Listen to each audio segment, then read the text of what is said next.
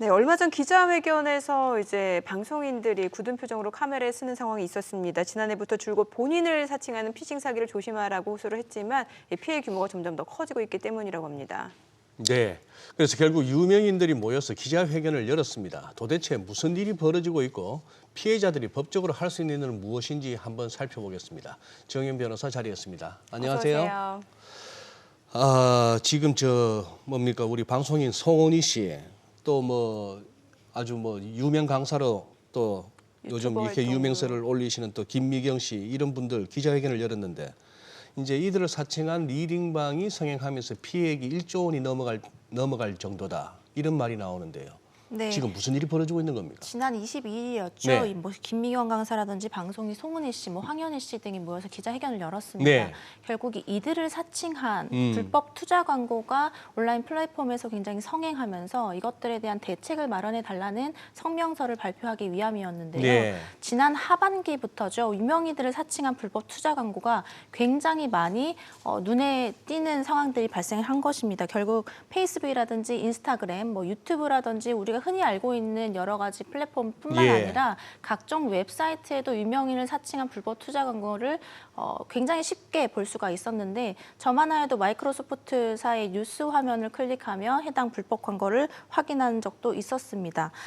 이들은요, 사칭 피해자들은 결국에 온라인 플랫폼 업체에게 강도 높은 대책을 좀 마련해달라 이렇게 요구를 하기도 하였고요. 정부에 대해서는 이거는 보이스피싱급 사기로 한번 치부를 해서 전담팀을 만들고 강력한 수사와 처벌을 좀 해달라라는 요청을 하기도 하였습니다.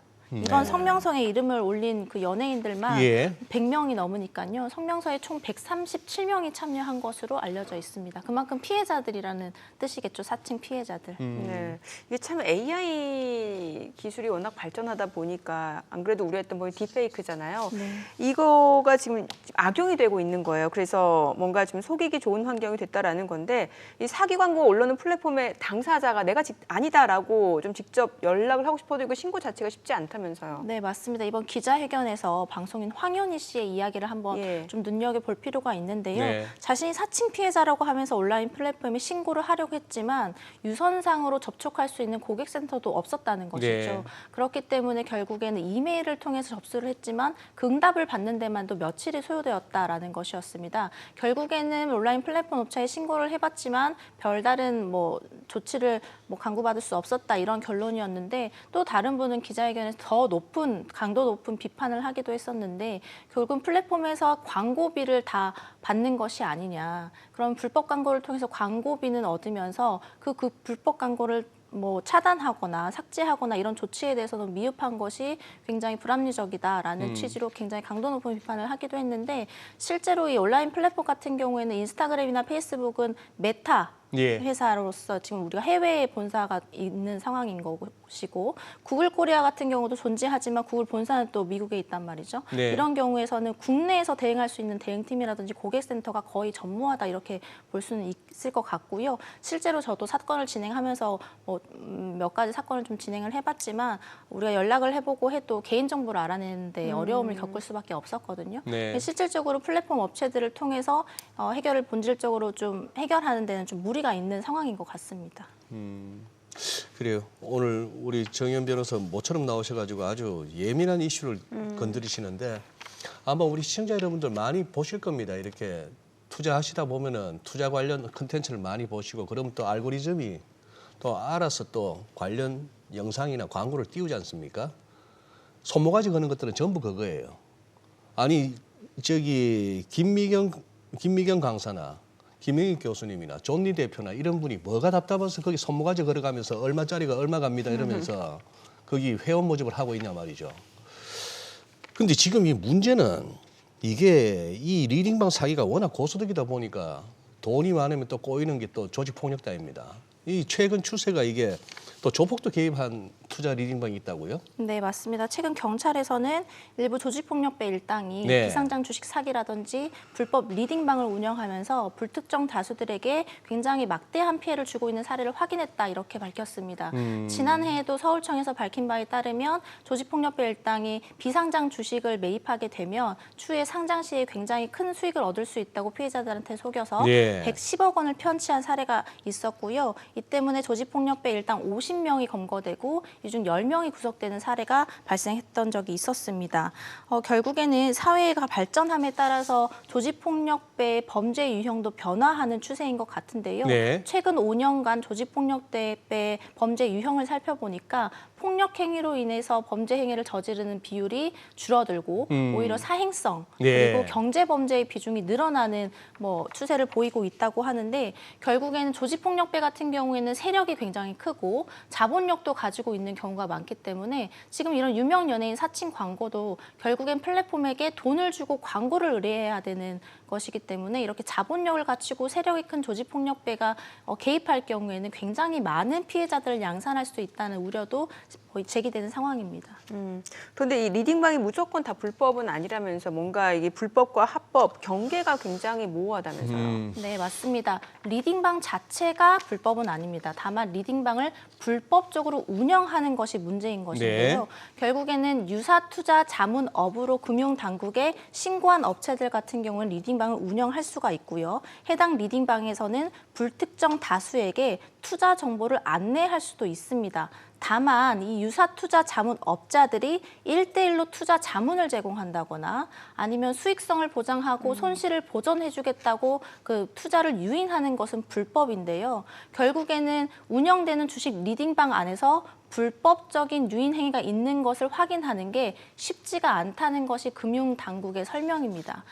금감원에 집계한 통계에 따르면 최근 2년간 유사투자 자문업자들의 비율이 14%나 증가했다고 하거든요. 네. 그러니까는 이 유사투자 자문업자들이 증가한 만큼 리딩방 수도 늘어난 것이겠죠. 네. 해당 리딩방이 불법적으로 운영되는지를 어떻게 세밀하게 적발할지도 문제인 상황입니다. 그러니까요. 지금 숫자를 밝히셨습니다만 유사투자 자문업체 1월 말로 2,180개, 2,000개가 훌쩍 넘는데 우리 지금 흔히 하는 말로 코로나 팬데믹 기간 겪으면서 한 500만 정도로 알고 있던 우리 국내 개인 투자자가 한 1,500만 가까이 왔다는 거 아닙니까? 1,500만 다는 아니겠죠. 그중에 계좌가 중복되기도 하고 할 때 어쨌거나 1,000만이 훌쩍 넘으면은 이 정도 꼬이는 거는 맞아요. 그냥 편하게 그냥 이렇게 너도 모르고 나도 모르는 이 바닥에서 종목 찍어주겠다니까 얼마나 좋아요. 그래 되는데 이게 지금 계속 늘고 있어요.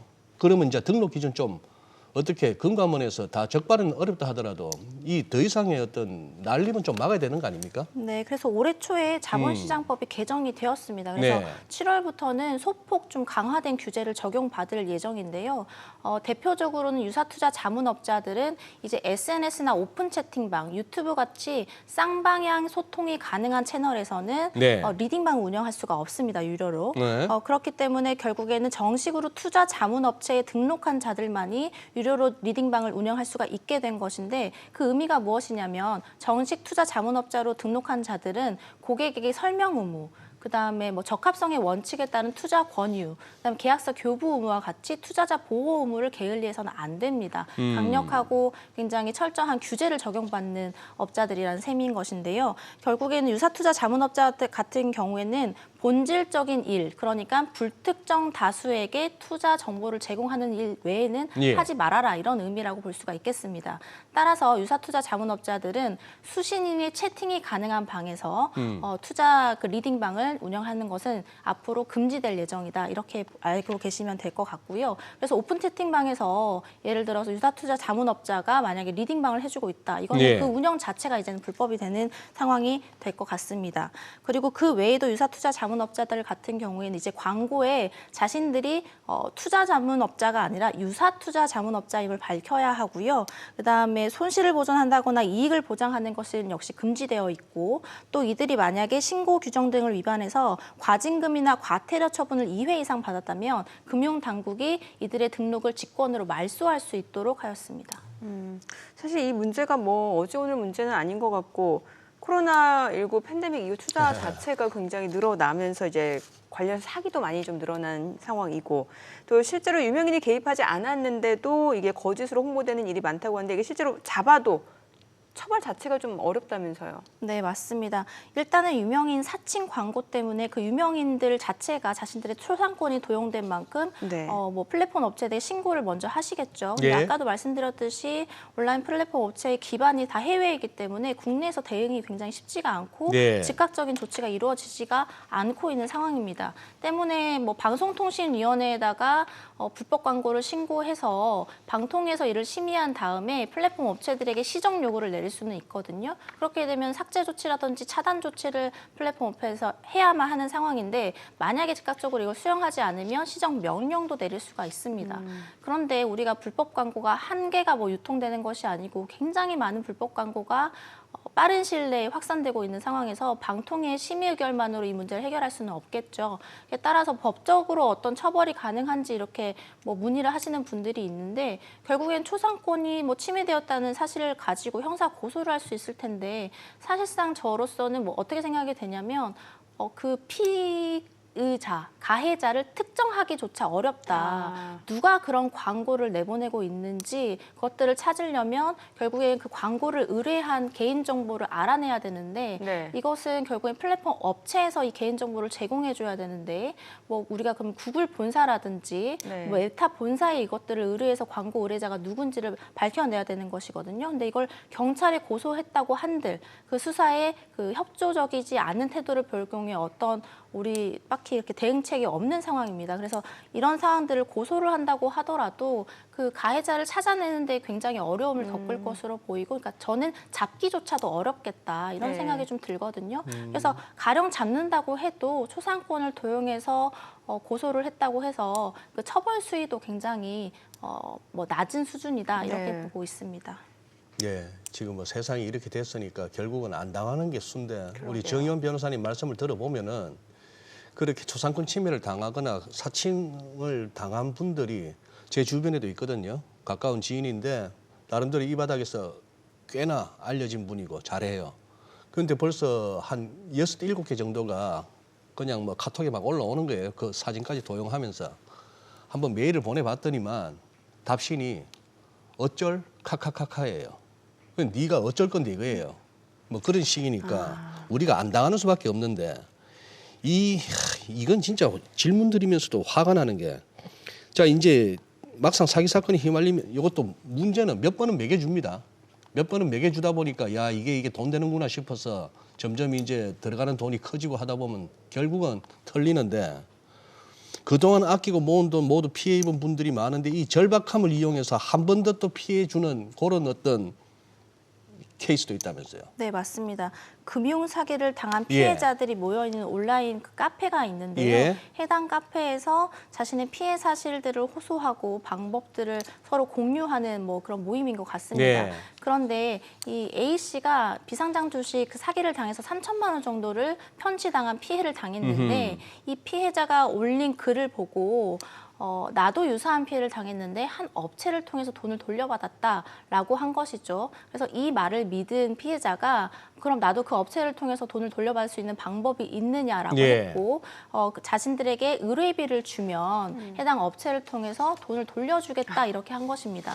네. 이 과정에서 신뢰를 얻기 위해서 뭐 주민등록증을 교부하기도 하고 그다음에 뭐 직접 만나기도 한 것 같아요. 그렇지만 결국에 다 사기였고요. 결국 의뢰비 명목으로 100여 차례에 걸쳐서 지금 1억 5천만 원을 송금했다 이렇게 알려지고 있습니다.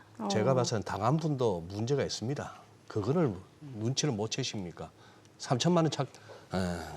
이게 어쨌든, 남을 사기를 치려고 하면은 하기야. 네, 맞습니다. 이게 쉽지가 않아요. 예. 결국에는 이제 피해를 이제 당하게 되면은 뭔가 전문가의 조언을 받아야 될 텐데 이게 법률적인 조언이 좀 중요할 것 같아요. 어떤 준비부터 해야 될까요? 네, 일단은 자신이 피해자라는 것을 인지하는 게 먼저입니다. 네네네. 대부분의 사람들은 자신이 지금 피해를 당하고 있는지조차 모르는 경우가 그러니까 굉장히 그렇게 많거든요. 송금을 계속 했겠죠. 맞습니다. 예. 그래서 제가 여러 피해자들을 만나오면서 여러 가지 그 패턴을 확인한 결과 몇 가지 그 체크리스트를 네. 뽑을 수가 있었거든요. 예. 제가 그래서 이 방송에서 오늘 이 체크리스트를 보여드리는 이유는 자신이 피해자인지를 한번 확인해 보시고 만약에 피해자가 아닐지라도 추후 이런 상황이 처하게 되시면 네. 자신이 피해를 당할 수 있구나라고 인지하시길 바라는 마음에서 제가 체크리스트를 가지고 왔는데요.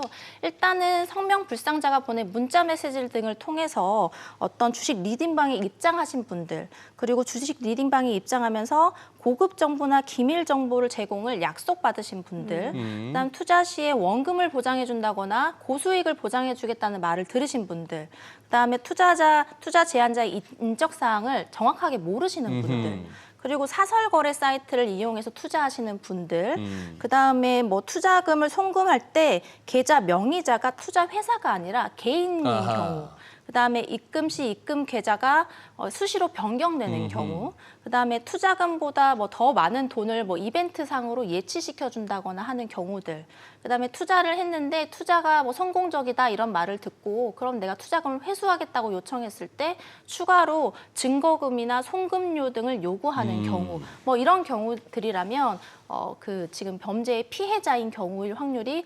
99%이시다 이렇게 예. 생각하시면 되겠고요. 만약에 이렇게 자신이 금융 사기의 피해자가 되셨다 이러신 분들은 자신들이 불법 리딩방 업자들과 주고받았던 카카오톡 내역이라든지 문자 메시지, 그다음에 송금한 내역, 그다음에 송금한 계좌주와 계좌번호 등을 가지고 경찰에 고소를 즉각적으로 하시는 게 맞고요. 네. 다른 사설 업체를 통해서 돈을 찾아준다거나 피의자를 찾아주겠다고 하는 말에 속으시고 또 다른 돈을 보내셔도 안 되겠습니다. 네. 네, 알겠습니다. 오늘 내용 잘 들었습니다. 네, 고맙습니다. 고맙습니다.